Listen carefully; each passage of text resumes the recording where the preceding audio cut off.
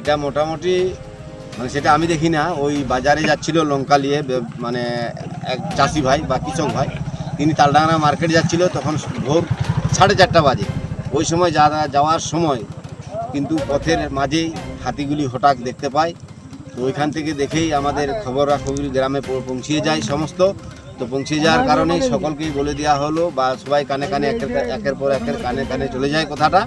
যাওয়ার পরে আমরা বুঝতে পারছি এখন আমাদের চিঙ্গানি যে 2000 সালের জঙ্গল বলেই সব পরিচিত, সেই 2000 সালের জঙ্গলে এখন এসে প্রবেশ করেছেন বা এখন আছেন।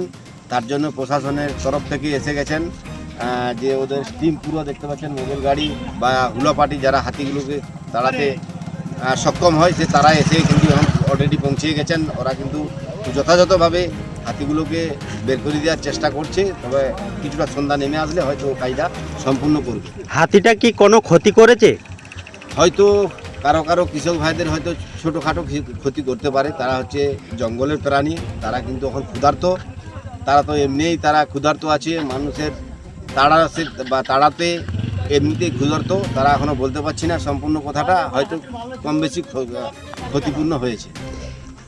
এলাকাবাসীর মধ্যে কি ধরনের প্রতিক্রিয়া দেখা গেছে?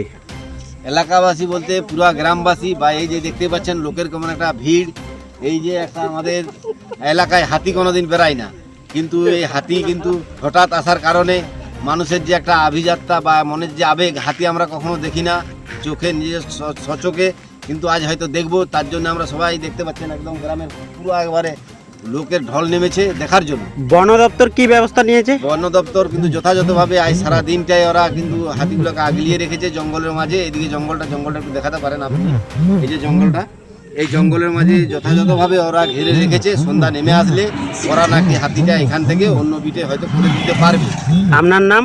আমার নাম মাসাদ আলী খান, গ্রামের নাম? চিঙ্গানি। Thank you.